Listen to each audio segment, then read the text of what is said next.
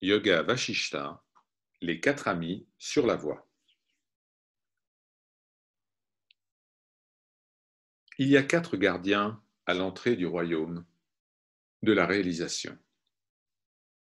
Ils ont pour nom Shanti, qui signifie maîtrise de soi ou tranquillité d'esprit. Vichara, le questionnement, l'investigation. Santosha, le contentement en toute chose. Et Satsanga, l'association avec les sages. Le cherchant spirituel sincère doit cultiver avec constance l'amitié de ces 4 gardiens, ou au moins de l'un d'entre eux. Quand l'esprit est en paix, pur, tranquille, libre d'illusions, libre de désirs, libre de tout attachement, il ne désire rien, il ne rejette rien. C'est la véritable maîtrise de soi. Tout ce qui est bon, tout ce qui est propice découle de la maîtrise de soi.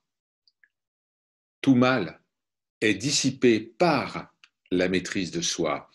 Aucun plaisir dans ce monde ou dans les cieux ne peut être comparé au plaisir de la maîtrise de soi. Tout le monde fait spontanément confiance à celui ou celle dont le mental est tranquille. Nul, pas même les démons, ne le détestent.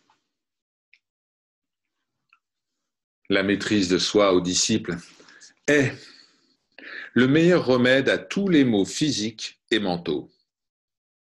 Quand il y a maîtrise de soi, même la nourriture que vous mangez a meilleur goût.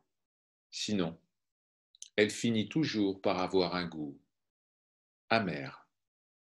Celui ou celle qui porte l'armure de la maîtrise de soi n'est jamais blessé par le chagrin.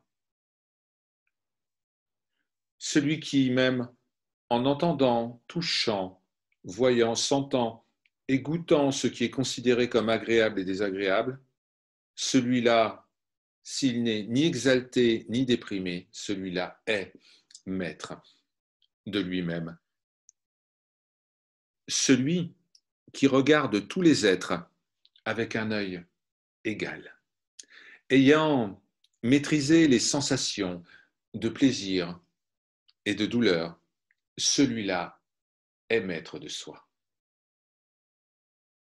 Lui qui, bien que vivant dans le monde, ne soit affecté par personne, lui qui n'est jamais enthousiaste ou haineux, celui-là est maître de lui-même.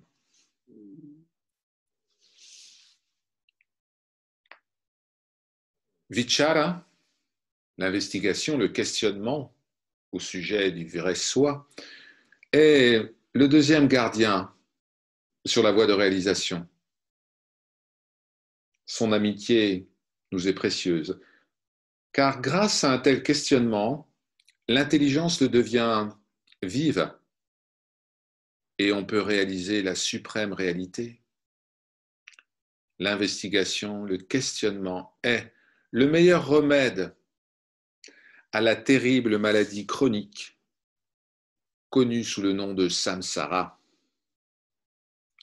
L'homme sage considère la force, l'intelligence, l'efficacité et l'action opportune comme les fruits du questionnement.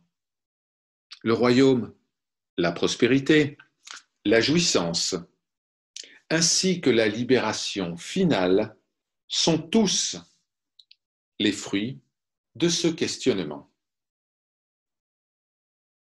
La perspicacité protège des calamités qui s'abattent sur celui qui pose aucune question, quand l'esprit a été rendu terne par l'absence de questionnement, même les rayons froids de la lune se transforment en armes mortelles. L'imagination projette un démon dans chaque recoin obscur de la conscience. Par conséquent, celui qui n'est pas curieux devient un grand dépôt, un grand entrepôt plein de tristesse. C'est l'absence de questionnement qui donne lieu à des actions nuisibles pour soi-même et pour les autres et génère de nombreuses maladies psychosomatiques.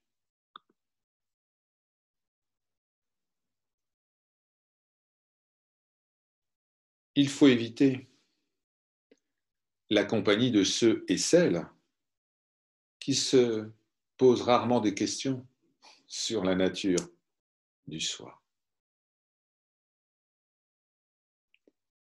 En réalité, ceux dont l'esprit de questionnement est toujours éveillé, cela illumine le monde, éclaire tous ceux qui entrent en contact avec eux. Il dissipe les fantômes créés par un esprit ignorant. Il réalise la fausseté des plaisirs des sens et de leurs objets. Ô disciples, à la lumière du questionnement, il y a réalisation de la vérité éternelle et immuable, la réalité suprême.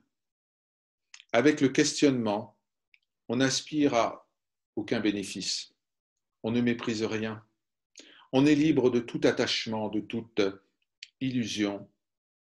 On n'est pas inactif, mais on ne se noie pas dans l'action. On vit et on fonctionne dans ce monde. Et, à la fin d'une existence physique, sur ce plan de manifestation, on atteint l'état bienheureux de liberté totale. L'œil de la recherche spirituelle ne perd pas de vue le soi, même au milieu de toutes les activités. Et celui ou celle qui n'a pas cet œil ouvert est bien à plaindre. Il vaudrait mieux naître grenouille dans une mare, ver dans la terre, serpent dans un trou, mais ne pas être, ne pas exister sans cet œil. Alors, quel est ce questionnement? C'est se dire, qui suis-je? Comment cette histoire, ce samsara, de naissance, d'existence, de mort et de renaissance, comment cette histoire a-t-elle vu le jour? La connaissance de la vérité découle du questionnement. D'une telle connaissance découle la paix. Et alors surgit le soi et la fin de tout chagrin. Santosha, le contentement, est un autre ami précieux sur la voie. Celui qui a bu le nectar du contentement n'a plus envie de plaisir sensoriel ou d'expérience. Aucun plaisir, aucune expérience dans ce monde n'est aussi doux que le contentement qui détruit tous les péchés. Qu'est-ce que le contentement? Eh bien, c'est renoncer à tout désir de ce qui n'est pas obtenu au hasard et c'est se satisfaire de ce qui n'est pas recherché, sans être satisfait ou déprimé par quoi que ce soit. C'est cela le contentement. Tant qu'on n'est pas satisfait sans cause, tant qu'on ne réside pas dans le bonheur du soi, on sera soumis à la douleur.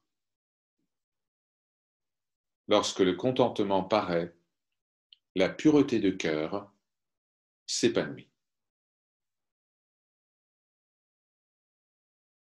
En vérité,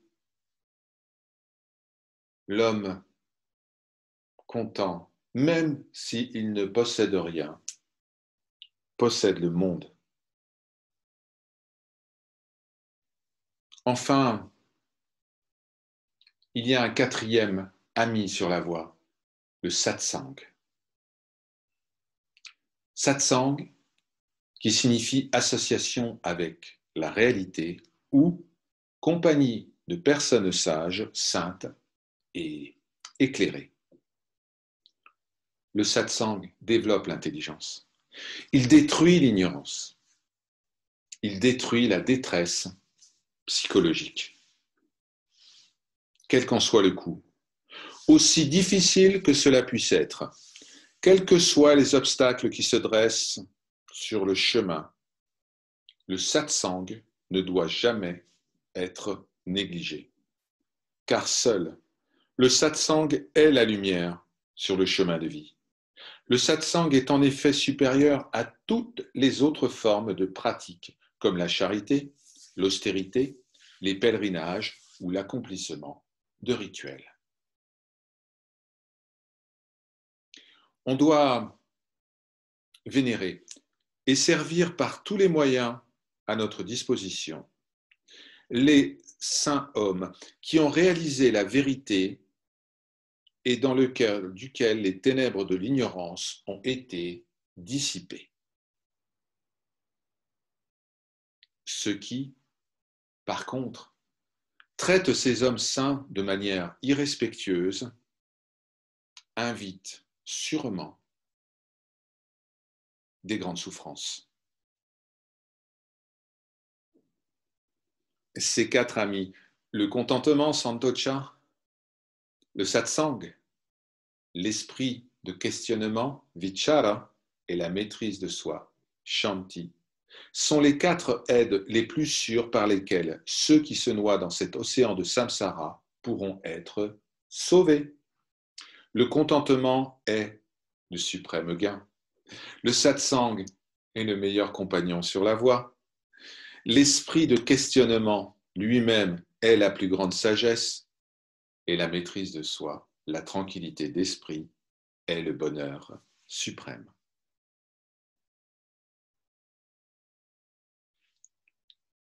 Si vous n'êtes pas en mesure de recourir à ces quatre moyens, alors au moins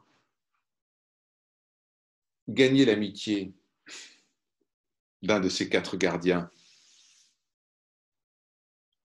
Par cette amitié, tous les autres se retrouveront aussi en vous. Soyez certain que la plus haute sagesse vous trouvera. Jusqu'à ce que vous apprivoisiez l'éléphant sauvage de votre mental à l'aide de ces quatre amis, vous ne pourrez pas progresser vers le soi, même si vous étiez un Dieu. Par conséquent, chers disciples, efforcez-vous par tous les moyens de cultiver ces nobles amitiés.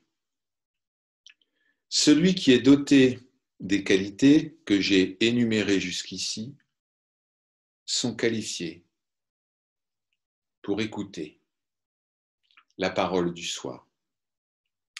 Lorsque l'esprit est en paix et que le cœur bondit vers la vérité suprême, lorsque toutes les ondes de pensée perturbatrices dans l'esprit se sont calmées, qu'il y a un flux ininterrompu de paix et que le cœur est rempli de la félicité de l'absolu, quand ainsi la vérité a été vue dans le cœur, alors ce monde même devient la demeure du bonheur.